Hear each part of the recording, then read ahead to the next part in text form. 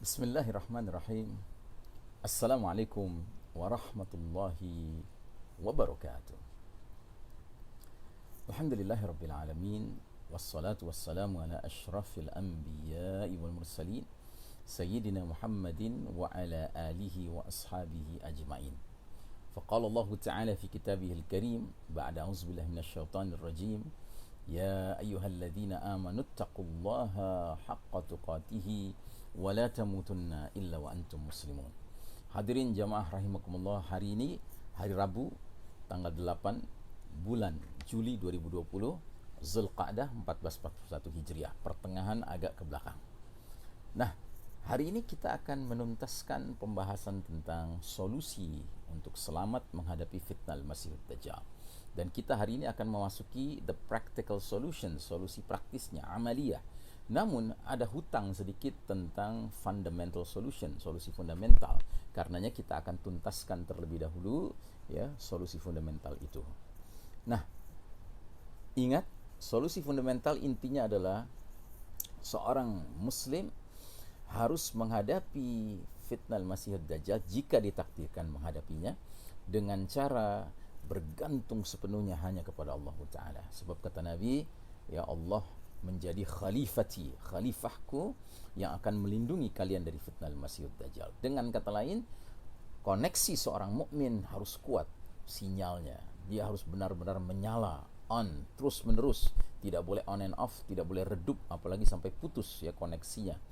Nah, karenanya di antara yang sering menjadi penghalang koneksi itu adalah hadirnya al-a'immah al-mudillin, pemimpin-pemimpin yang menyesatkan. Dan ini bisa kategorinya pemimpin dalam arti umum maupun pemuka agama, yang dalam bahasa surat Al-Ahzab dikatakan dengan kalimat sadatana wa kubara'ana. Ya Rabb kami, sungguh kami telah mentaati, mematuhi sadatana, pemimpin-pemimpin kami, wa kubara'ana, dan pemuka-pemuka agama kami, ulama-ulama kami. Ternyata mereka telah menyesatkan kami dari jalan Engkau yang lurus, sehingga mereka tidak mentaati Allah dan Rasulnya. Dan celakalah mereka, masuk nerakalah mereka. Nah, sebagai penutup dari pembahasan solusi fundamental ini, kita akan kaji sedikit surat Ibrahim ayat 21. Apa kata Allah Ta'ala dalam ayat ini? وَبَرَزُوا لِلَّهِ جَمِيعًا فَقَالَ الدُّعَفَاءُ لِلَّذِينَ اسْتَكْبَرُوا إِنَّا كُنَّا لَكُمْ تَبَعًا فَهَلْ أَنْتُمْ مُغْنُونَ عَنَّا مِنْ عَذَابِ اللَّهِ مِنْ شَيْءٍ قَالُوا لَوْ هَدَانَا اللَّهُ لَهَدَيْنَاكُمْ سَوَاءٌ عَلَيْنَا أَجَزِعْنَا أَمْ صَبَرْنَا مَا لَنَا مِنْ مَحِيصٍ. Artinya, dan mereka semua di padang mahsyar akan berkumpul menghadap kehadirat Allah Ta'ala. Lalu berkatalah orang-orang yang lemah, yakni para pengikut, rakyat kebanyakan, kepada alladzina istakbaru, orang-orang yang sombong dan menyombongkan diri, yaitu penguasa pada umumnya, penguasa kebanyakan ya. Apa kata rakyat, kata pengikut? Mereka mengatakan, sesungguhnya kami dahulu adalah pengikut-pengikut kalian. Maka dapatkah kalian menghindarkan dari kami azab Allah walaupun sedikit saja? Apa jawab mereka? Apa jawab al-a'immah al-mudillin ini, para pemimpin yang menyesatkan ini? Mereka menjawab, lau hadanallahu lahadainakum. Sungguh seandainya Allah memberi petunjuk kepada kami, niscaya kami dapat memberi petunjuk kepada kalian. Sama saja bagi kita.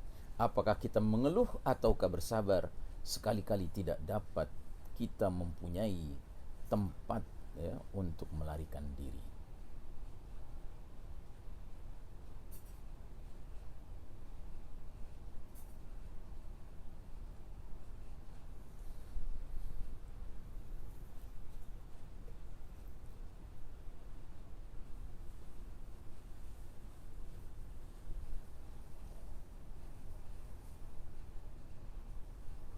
Ya, kita lanjutkan.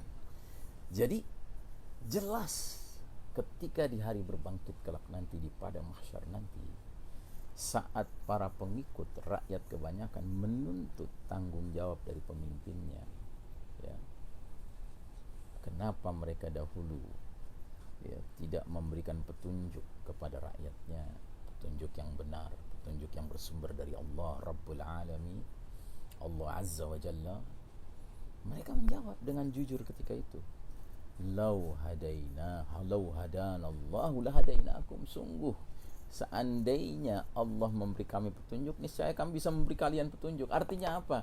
Inilah pemimpin-pemimpin yang tidak mengikuti petunjuk Allah. Kenapa kemudian hari ini ketika kita menyaksikan ada pemimpin-pemimpin yang tidak jelas-jelas tidak bahkan mencampakkan petunjuk Allah, lalu kita merasa berkewajiban mentaati mereka? Disinilah kekeliruan kebanyakan manusia hari ini. Menyangka asalkan dia sudah formal pemimpin, asalkan dia sudah formal ulama, lalu serta-merta kita mengikutinya. Tapi kalau dia tidak mengikuti petunjuk Allah, ngapa kita mengikuti mereka? Nah, jadi di sini ya jelas mereka akhirnya mengatakan bahwa sesungguhnya ya sama saja, mau kita mengeluhkah, mau kita bersabarkah, tidak ada jalan keluar dari azab Allah Ta'ala, neraka yang menyala-nyala ini. Ya, jadi Nabi Muhammad SAW memperingatkan umat ini agar mewaspadai al-a'imma al-mudillin, para pemimpin yang menyesatkan, yang merupakan fitnah yang lebih Nabi Muhammad SAW khawatirkan menimpa umat ini daripada fitnah Dajjal. Dan fitnah tersebut akan datang sebelum atau menjelang keluarnya fitnah Dajjal. Artinya, jika seseorang sudah gagal menghadapi fitnah a'immah mudillin, para pemimpin yang menyesatkan, bagaimana lagi dia akan bisa selamat menghadapi fitnah Dajjal yang merupakan pemimpin taghut yang paling dahsyat dalam menyesatkan manusia. Allah izinkan dia memiliki 1001 sihir, ilmu sihir, tipu daya untuk menyesatkan manusia. Nah, karenanya saudaraku rahimakumullah, sekali lagi kami ingatkan, mari kita benar-benar mengokohkan iman kita menjadi sidqul iman, tauhid kita menjadi tauhid yang benar-benar yu'minu billah di satu sisi, yakfur bit taghut di lain sisi, mengimani Allah Ta'ala di satu sisi, dan mengkufuri taghut, syaitan dan para konco-konconya di lain sisi. Ya, niscaya orang yang demikian dia telah berpegang teguh kepada buhul tali yang amat kuat yang tidak akan putus selama-lamanya. Ya. Nah, sekarang kita masuk kepada practical solution, solusi-solusi praktis. Ya. Ada beberapa solusi praktis yang telah diarahkan oleh Nabi Muhammad SAW kepada kita. Ya. Yang pertama, hendaknya kita membiasakan membaca doa ya menjelang berakhirnya salat kita, menjelang kita salam kanan salam kiri. Ya, di akhir salat hendaknya kita membaca doa memohon perlindungan Allah Ta'ala dari 4 perkara, yang salah satunya adalah dari keburukan fitnah al-Masihud Dajjal. Doa ini dibaca ketika duduk tasyahud atau tahiyat akhir menjelang salam ke kanan dan ke kiri. Dijelaskan dalam hadis, idza tashahhada ahadukum falyasta'idz billahi min arba'in. Yaqulu Allahumma inni a'udzu bika min 'adzabi jahannam wa min 'adzabil qabr wa min fitnatil mahya wal mamati wa min syarri fitnatil masihid dajjal.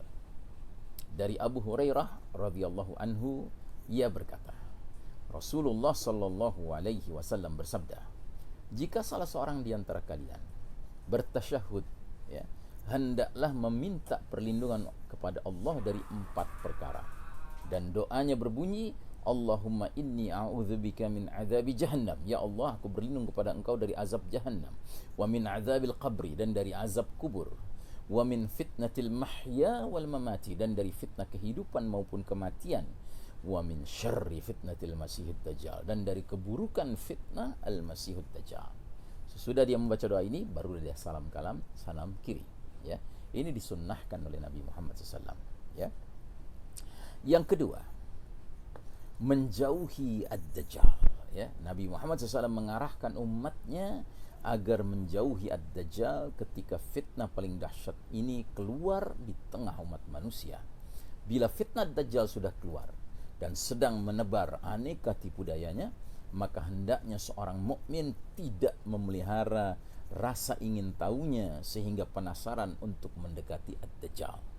Sebab Nabi Muhammad SAW mengkhawatirkan adanya seorang laki-laki yang benar-benar mendatangi ad-dajjal dan menyangka bahwa ad-dajjal adalah seorang yang baik. Bahkan dia mengira ad-dajjal itu seorang mukmin, sehingga laki-laki itu mengikuti apa saja tipu daya yang ditampilkan oleh ad-dajjal. Ya. Disebutkan dalam hadisnya, man sami'a bid-dajjali falyan'a anhu fa wallahi innar rajula la ya'tihi wa huwa yahsibu annahu mu'minun fayatbi'uhu mimma yab'atsu bihi minasy-syubuhati aw lima yab'atsu bihi minasy-syubuhat. Artinya Rasulullah sallallahu alaihi wasallam bersabda, siapa yang mendengar tentang kedatangan Dajjal ke kampungnya, ke negerinya, ke kotanya, ya, hendaklah dia menjauh darinya. Sebab demi Allah, seorang laki-laki benar-benar akan mendatangi Ad-Dajjal dan mengira, berasumsi bahwa Dajjal itu seorang mukmin, sehingga dia akan mengikuti setiap syubhat, ya, yang ditebarkan oleh Dajjal. Nabi Muhammad SAW juga menjelaskan dalam hadis berikut bahwasanya ketika Dajjal muncul nanti, kebanyakan dari pengikutnya adalah kaum wanita. Sampai-sampai ada seorang pria yang akan dan harus mengikat wanita-wanita dari lingkungan keluarganya agar mereka tidak keluar sehingga menjadi pengikut Ad-Dajjal.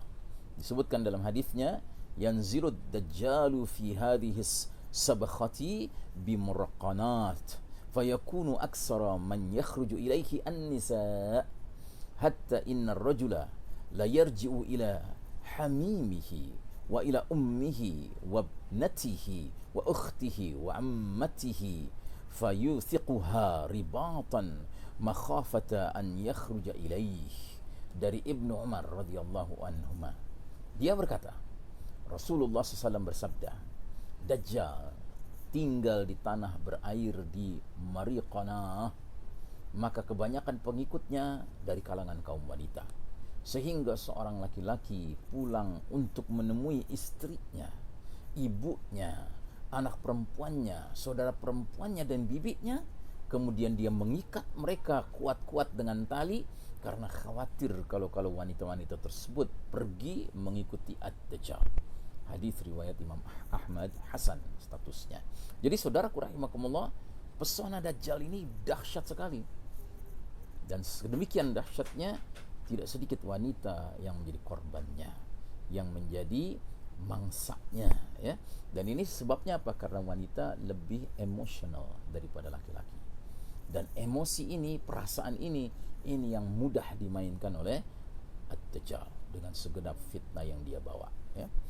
Baik, yang ketiga, menghafal 10 ayat awal suratul Kahfi atau 10 ayat akhir dari suratul Kahfi. Termasuk kiat lain yang diajarkan Rasulullah sallallahu alaihi wasallam agar selamat menghadapi fitnah Dajjal ialah menghafalkan 10 ayat awal suratul Kahfi. Nabi Muhammad SAW bersabda, man hafidha asyra ayatin min awwali suratul Kahfi usima min fitnatid Dajjal. Barang siapa menghafal 10 ayat awal dari suratul Kahfi, dia akan terjaga, terpelihara dari fitnah Ad-Dajjal. Hadis riwayat Muslim sahih, ya. Ingat ya, menghafal bukan sekedar membaca. Dan boleh yang dihafalkan itu 10 ayat awal suratul Kahfi atau 10 ayat akhir suratul Kahfi. Silakan, tapi yang penting dihafalkan. Apa hikmah di balik menghafalkan ke 10 ayat tersebut? Allahu a'lam bissawab. Yang jelas kalau kita tadabbur pelajari suratul Kahfi, khususnya kisah para pemuda Kahfi penghuni gua, maka kita dapati bahwa kondisi masyarakat yang mereka hadapi saat itu memiliki kemiripan dengan kondisi masyarakat menjelang dan saat keluarnya fitnah Dajjal, ya. Yaitu hadirnya pemimpin yang menyesatkan umat manusia dan rakyat kebanyakan yang rela mematuhinya, sehingga sadar tidak sadar rakyat ini telah berlaku syirik, mempersekutukan Allah dengan sang pemimpin yang ditaati secara membabi buta, secara taklid buta, ya. Para pemimpin tersebut telah dipatuhi kaumnya sedemikian rupa sehingga menempati posisi sebagai ilah-ilah, Rabb selain Allah Ta'ala yang diagung-agungkan, dipatuhi, bahkan disembah, ya. Sehingga Allah Ta'ala mengabadikan ucapan sekaligus sikap para pemuda Kahfi terhadap kaum mereka itu. Haula'i qaumun attakhadhu min dunihi aliha laula ya'tuna 'alaihim bisultanin bayyin faman azlamu mimman iftara 'ala Allahi kadhiba. Kaum kami ini telah menjadikan selain Allah sebagai ilah-ilah untuk disembah. Mengapa mereka tidak mengemukakan alasan yang terang tentang kepercayaan mereka? Siapakah yang lebih zalim daripada orang-orang yang mengada-adakan kebohongan terhadap Allah? Saudaraku rahimakumullah, dalam kondisi kemusyrikan yang merebak, maka Allah mengarahkan pada para ashabul kahfi, pemuda kahfi ini, untuk melakukan uzlah, ya, isolasi diri, mengasingkan diri dari kesyirikan kaumnya dengan masuk ke gua yang dirahmati Allah Ta'ala, agar iman dan tauhid mereka terpelihara bahkan bertambah, ya. Allah Ta'ala, ya, menyatakan dalam surah Al-Kahfi ayat 10, "Idh awal fityatu ilal kahfi faqalu rabbana atina min ladunka rahmatan wa hayyi' lana min amrina rasyada." Ya Rabb kami. Ingatlah ketika pemuda-pemuda itu mencari tempat berlindung ke dalam gua, lalu mereka berdoa, "Ya Rabb kami, berilah rahmat kepada kami dari sisimu dan sempurnakanlah bagi kami petunjuk yang lurus dalam urusan kami ini." Yang keempat, tinggal di Mekah atau di Madinah. Nah, Nabi Muhammad SAW menjelaskan bahwa jika fitnah Dajjal telah keluar, maka dia akan masuk ke semua negeri untuk menyebar tipu dayanya, sihirnya, kecuali dua kota suci, yaitu Makkah dan Madinah. Para malaikat menjaga dan melindungi kedua kota suci ini dari masuknya Ad-Dajjal. Nabi Muhammad SAW bersabda, "Laisa min baladin illa sayata'uhu ad-dajjalu illa Makkah wal Madinata, laisa lahu min niqabiha naqbun illa alaihi al-malaikatu saffina yahrusunaha." Tidak ada satu negeri pun yang tidak akan dimasuki Ad-Dajjal kecuali Mekah dan Madinah, karena tidak ada satu pintu masuk pun dari pintu-pintu gerbangnya, kota Mekah dan Madinah, kecuali ada para malaikat yang berbaris menjaganya. Berarti di antara solusi umat agar selamat menghadapi fitnah Dajjal adalah menetap tinggal di Mekah atau Madinah. Dua kota ini merupakan tempat yang paling terlindungi dari fitnah Dajjal. Saudaraku rahimakumullah, mudah-mudahan Allah Ta'ala mengizinkan kita, ya, mempunyai kesempatan tinggal di Mekah atau Madinah, ya. Namun kalaupun tidak kita tinggal di Mekah atau Madinah, sesungguhnya yang paling penting adalah memastikan iman kita ini benar, ya. Karena apa? Ada manusia-manusia yang sudah tinggal di Mekah dan Madinah dengan aman dari fitnah Dajjal, tapi mereka justru meninggalkan kota Madinah, ya. Contoh dalam hadis ini dijelaskan oleh Nabi SAW, ya. Yaumul khalas wa ma yaumul khalas, yaumul khalas wa ma yaumul khalas, yaumul khalas wa ma yaumul khalas. 3 kali Nabi bertanya, hari pembersihan, apa itu hari pembersihan? Maka ditanyalah oleh seorang sahabat, apakah hari pembersihan itu? Kata Nabi, Dajjal akan muncul kemudian mendaki gunung Uhud. Dari arah gunung Uhud dia memandang ke kota Madinah, lalu dia bertanya kepada pengikutnya, "Atarawna hadzal qasr al-abyad?" Kalian lihat istana putih itu? "Hadza Masjid Ahmad." Itu masjidnya Ahmad, maksudnya Masjid Nabawi. Kemudian Dajjal mendatangi Madinah, dia turun dari bukit Uhud mendatangi Madinah, namun dia dapati di setiap jalan menuju kota itu ada malaikat penjaga yang menghunuskan pedangnya. Kemudian Dajjal mendatangi Sabkha al-Juruf, tanah tandus di lereng bukit, kemudian dia pukul serambi depannya sehingga kota Madinah bergetar, gempa 3 kali.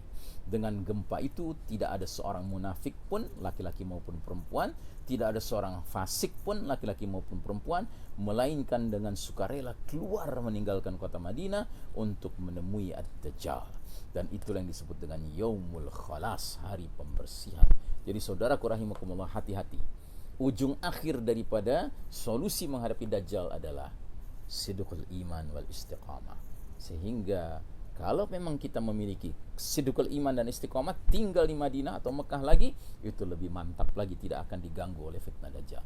Tapi apatalah gunanya tinggal di Mekah atau Madinah namun dengan kerusakan, ya, iman, sehingga menyebabkan dirinya menjadi munafik atau fasik, dan ini akan menjadi mangsa-mangsa dari Dajjal yang ketika mengetukkan, ya, kakinya di serambi sebuah bukit di luar kota Madinah, bahkan itu menjadi sihir yang menghipnotis, mengajak, menarik, menyedot, ya, orang-orang munafik dan fasik ini keluar dengan sukarela menuju Dajjal meninggalkan kota yang aman, yaitu Madinah Al-Munawwarah. Na'udzubillah min dzalik. Wassallallahu ala nabiyyina Muhammadin wa ala alihi wa sahbihi wasallam tasliman. Wassalamualaikum warahmatullahi wabarakatuh.